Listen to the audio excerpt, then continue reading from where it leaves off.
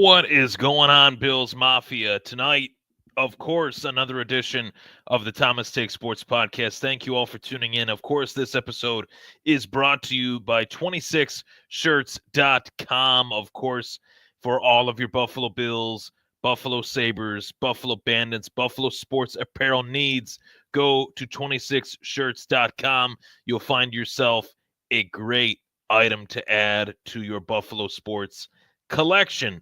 Of course, as the headline states, this is the Buffalo Bills and around the NFL. So, a lot of different topics I will be discussing tonight pertaining to the Buffalo Bills as well around the league. A lot of headlines, quarterback carousels, Aaron Rodgers, the saga continues. Russell Wilson signs a 1-year deal with the New York Giants. I'm here to give you an action packed half hour. And of course, I want to start with the 2024 NFL draft, actually going back a year ago, where I really do believe that when we look at the 2024, I should say, Buffalo Bills draft, I think a lot of what took place in that draft is partially what is going to be kind of what makes the 2025 draft so intriguing, so interesting, so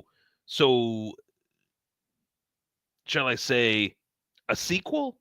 Shall I say maybe some of the decisions that the Bills made in 2024 will kind of be re-echoed and shall I say like just sequeled? I guess that's a good word. That's a good way to put it. The Keon Coleman pick, a lot of people have been debating that on social media. Was that a pick that the Bills should have made? I like Keon. I think Keon has what it takes, but I definitely think there was more to be desired from Keon in what was his rookie season. So, how big of a part of the future will Keon Coleman play this upcoming season? I think that's a big, big question that I think Keon is more than willing to answer.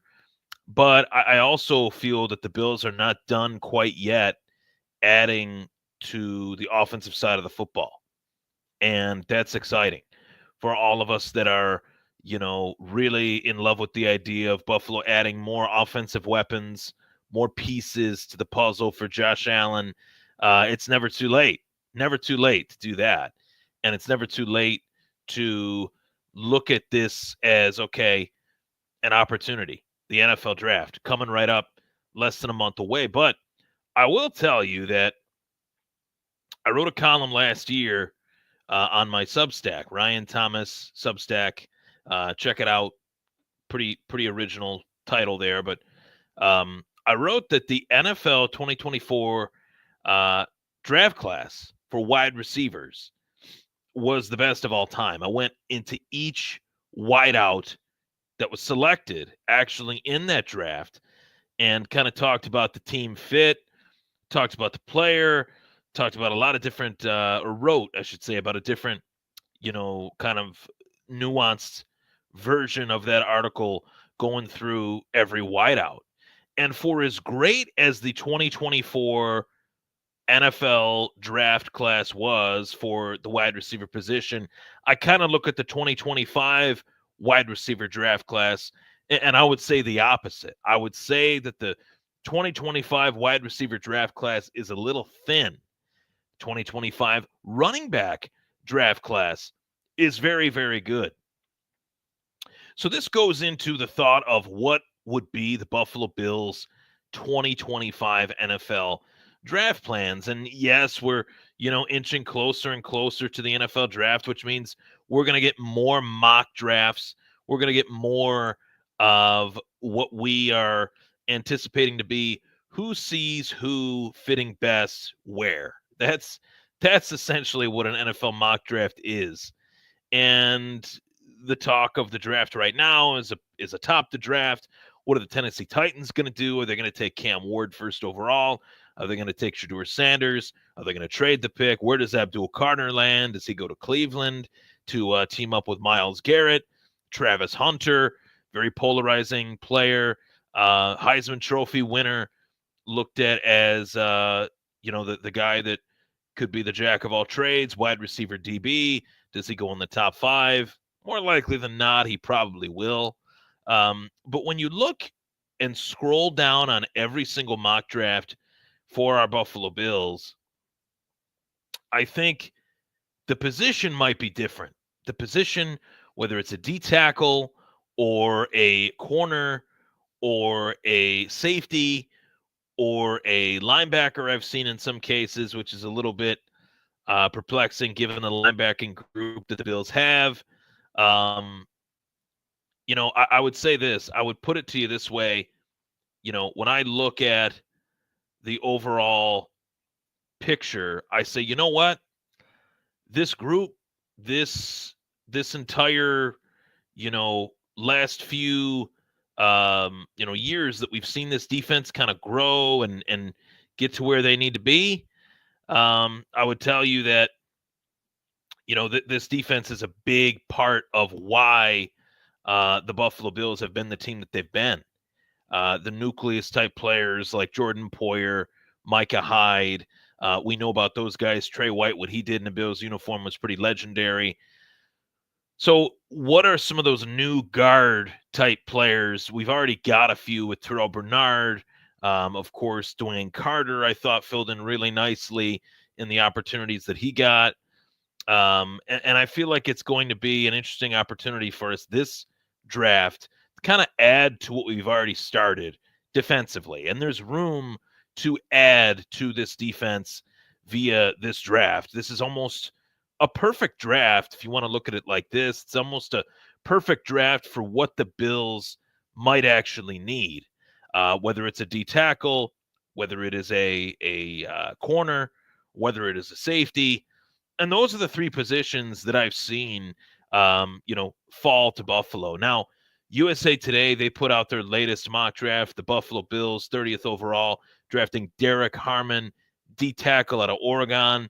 Harmon to the Bills has been a popular mock draft selection, as they write, as Buffalo could use a second interior pass rusher to pair with Ed Oliver.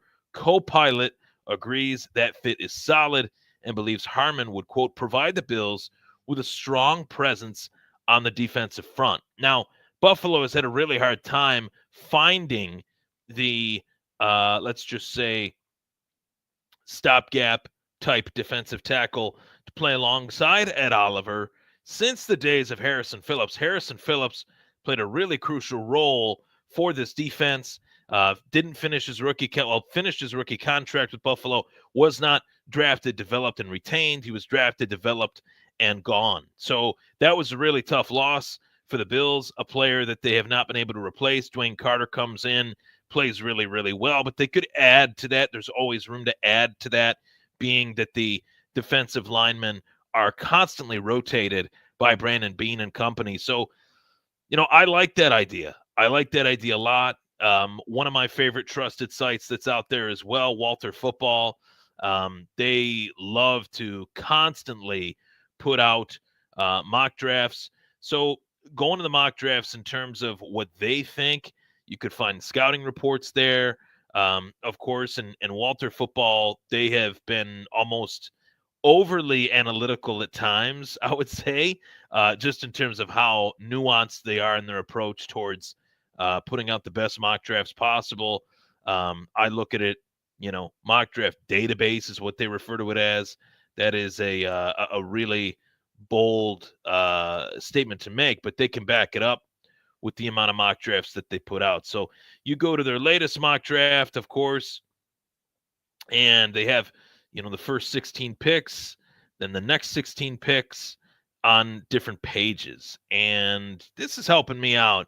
Mock draft season is not helping me out only about the Bills. It's helping me out with dynasty football. So finding out where does like a Genty get projected or mocked to go to? Where does a McMillan out of Arizona, where does he go? Much to my point earlier that I just mentioned, 3 positions discussed for the Bills: D tackle, safety, and corner. Walter Football has the Buffalo Bills selecting Maxwell Hairston out of Kentucky, who's a player that I really like. Rasul Douglas, as they justify, as a free agent. Even if he's re-signed, the Bills will still need a new corner for the future as Rasul Douglas is inching towards the wrong side of 30. Christian Benford could be gone if they're not able to bring him back.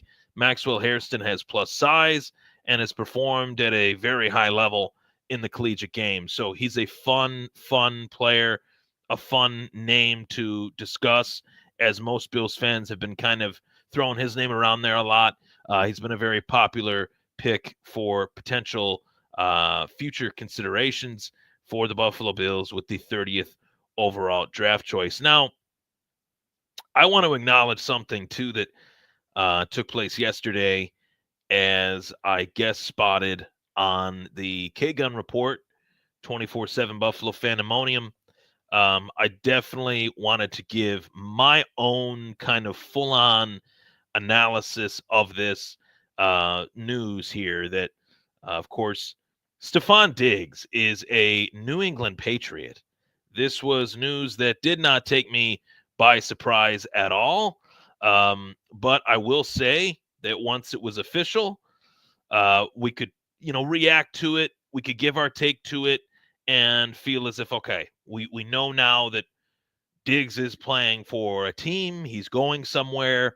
And it was really the only team that was willing to make him an offer that he couldn't refuse, as I had read, and heard prior to Diggs signing with the Patriots, that the Patriots were really the only team that had real interest in acquiring Stefon Diggs, in giving Stefon Diggs a multi-year deal as the 30-plus wide receiver, 32, I believe, is coming off of a torn ACL in his one and only season with the Houston Texans, which was looked at preseason as one of the best moves in free agency this year, or last year rather, for the Houston Texans. And they thought that the Texans would be the next best thing since sliced bread, but that did not quite happen. So I tell you what, when it comes to 14 and being honest, I'm looking at this as just a pure football move because that's what it is. Drake May is a very talented young quarterback, and a lot of draft analysts thought that there were some comparisons traits-wise, attributes-wise, between Drake May and Josh Allen. So the Patriots are essentially asking Stefon Diggs to do what he did for Buffalo 5 years ago, do what he did for Josh Allen 5 years ago, but to do what he did for Josh Allen 5 years later for Drake May, if that makes sense, right? Trying to bring in a wideout that's proven producer when healthy in this league and has been seldomly injured in this league outside of last season. He's really held up very well outside of last season. So the Patriots are hoping that Diggs can come in, really elevate Drake May, bring him to another level. And I also think it's not necessarily as much about Stefon Diggs as it is about the Patriots and their inability to draft a top producing wideout or develop a top producing wideout. A lot of wideouts have come and gone from New England these last few years post the Tom Brady era that were high draft choices. A lot of high draft choices in last year's draft, guys like Jalen Polk and Devon Baker that did not do really anything at all. Jerome Baker, Javon Baker, can't even remember his first name. He was so unknown, as far as what he did or didn't do to produce for the Patriots. So Diggs gets a chance to go somewhere where he is desperately needed, number one. Number two, he gets to go to a place where the quarterback that he'll be catching passes from is going to need to rely on him as a second-year player in this league. And he got a good contract. So from a football standpoint, I think the move makes a lot of sense for the Patriots. I think the move makes a ton of sense for Diggs. I just don't know if Diggs can produce at the level that he had these last, 4 or 5 seasons with Buffalo, as Buffalo was kind of ascending and getting better. I don't quite know if New England's offense is quite there yet, outside of adding Stefon Diggs himself. If the offense had a few more moves prior to Diggs, then I'd be a little bit nervous. I'd be thinking, okay, maybe AFC East competition here, but really outside of Diggs, they bring in Mac Hollins too, but outside of Diggs essentially as an elite option, there's really not a lot of point and say that guy can get them over the top on their team already. They'd have to make a couple more moves, I think, via this draft to be able to say that. Now, maybe they go out and they continue to add more firepower and they draft a Travis Hunter. They say, Travis, we'll let you play wide receiver. We'll let you play corner. We'll let you kick off. We'll let you kick extra points. We'll let you punt. I'm being a little bit sarcastic when I'm saying this, but you get the point. I don't really think there's anything Travis Hunter can't do, as proven in Colorado. But if they were able to continue to add, then it makes the Diggs addition actually a lot better than where it stands right now. Maybe not necessarily statistically for Diggs. If they add more, it would limit his opportunities a little bit, but it would make the Patriots a much more formidable team than what they are right now. So maybe it's a sign of things to come for the Patriots. Definitely something to take seriously as you look at the AFC East right now outside of Buffalo. You got the Jets. They're in a little bit of a rebuild here with Aaron Glenn. Pretty evident as soon as Aaron Glenn was introduced that it was going to be his way or the highway. No more Pat McAfee guest spots for Aaron Rodgers. No more, talk of Broadway Joe. It's time to turn a new leaf. I think, and that's where he's coming off of, turning that new leaf with another franchise in Detroit as a D coordinator. He wants to come in, provide a new, fresh perspective. And looking at the AFC East, I would say that the obvious, choice is the most formidable foe to the Bills is the Patriots.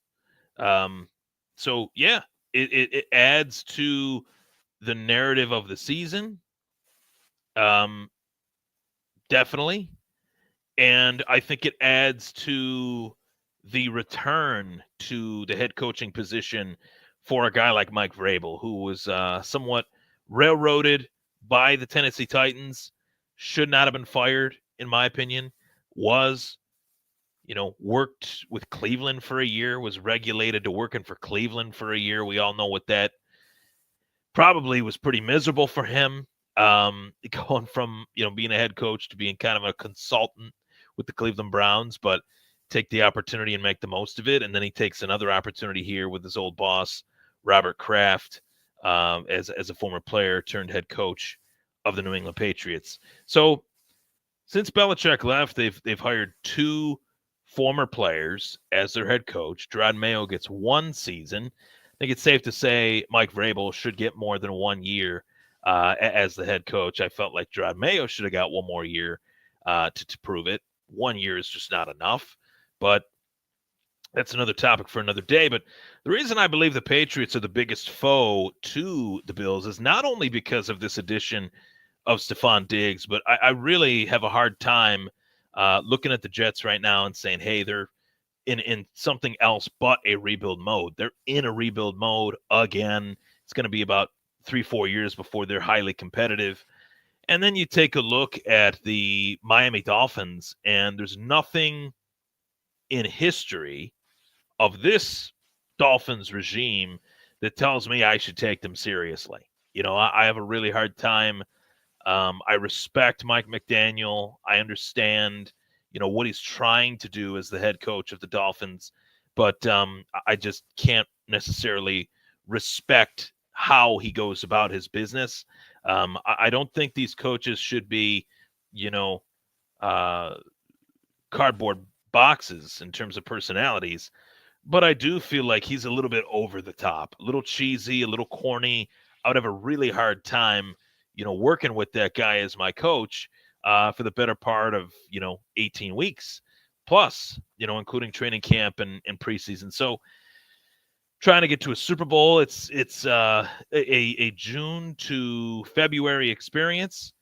And that's a long, long time to be a member of the Miami Dolphins working under a coach like that, like Mike McDaniel, who's a little too quirky for me to take seriously, essentially. And I don't really know how to word it any other way than that, but I feel like the act has worn a little thin and has gotten a little bit old. And if things really, get off the tracks for the Miami Dolphins this year, I think they're one really bad year away from being blown up, and one injury for Tua, of course, away from never playing it down in the National Football League again. So really the sky is falling on the Miami Dolphins if, in fact, they do not win this season, and I don't think they will. So that's just my outlook on each of those teams. And obviously Buffalo's in the best position, the stability, the culture, and also with one of, if not the best quarterback in the game, the reigning undisputed MVP, maybe not undisputed, but undisputed in my eyes MVP, Josh Allen. So it's going to be very interesting this season, of course, but this is just another layer to the cake that is the Patriots-Bills rivalry. So got some comments here. Rob Crippen, he fires away. What's good, Ryan? When are you having me on your show? Let's shoot for next week, Rob. I'll hit you up. Rob says, watch your mouth, bro. Don't slander 14. No slander. I respect the man, but I'm very curious to see what he will be coming off of this injury and how this fit will fit. Will it fit? That's a worthy, question with any free agent that signs with a new team, right? Levi Shelley just popping in before bed. Always good to watch your show. Thank you, Levi. I really appreciate that. So, of course, as I mentioned, this is Buffalo Bills and around the NFL. So it's March 26th. We got, a little less than a month away, right? It'll be 4 weeks tomorrow until the 2025 NFL Draft. I'll be providing you more NFL Draft coverage throughout these next few weeks. But as you heard me say last night on the K-Gun Report, I made this statement as a YouTube short that was extremely successful. It was all over the place. It had about 500 views in about 5 minutes on YouTube.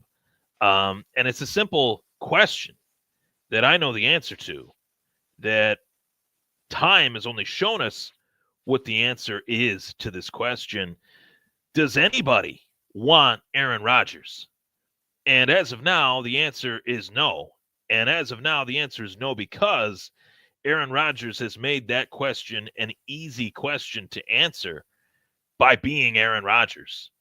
The enigma is getting a little annoying in the eyes of many NFL teams.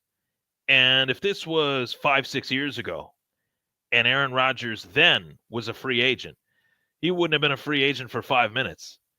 If it was 5-6 years ago and Aaron Rodgers wanted to go to a team that was ready-made, that ready-made team would have scooped him up in a heartbeat.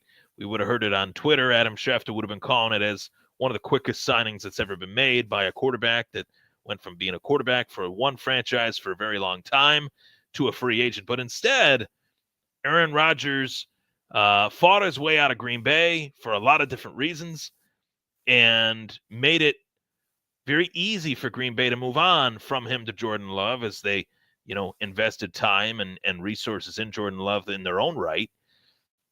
Goes to the Jets. They work a great deal for him. They put all the pieces around him that he wanted, and it didn't work out. First year, he tears his Achilles, freak injury, horrible injury. You never want to see a guy go down and lose an opportunity due to an injury, but it happened. He comes back. He's guns blazing, ready to take on the world, ready to, show that the greatest comeback in sports history, or at the very least NFL history, coming off of an Achilles tear at the age of 40, and what was a really rough, tragic way to go out his first season. It was a very boring and bitter season for Aaron Rodgers this past season with the Jets. Now, I will tell you, there were some weeks where Aaron Rodgers played really well. It wasn't just him playing horribly the entire year. They lost a lot of close games due to a lot of bad coaching, a lot of bad play calling, and a lot of bad execution. That would be my analysis of the Jets, really 101. Jets 101 this last season. Just a team that cannot execute. Just a team that really fundamentally just does not have all the brain power that it needs to handle the peaks and valleys of every single game.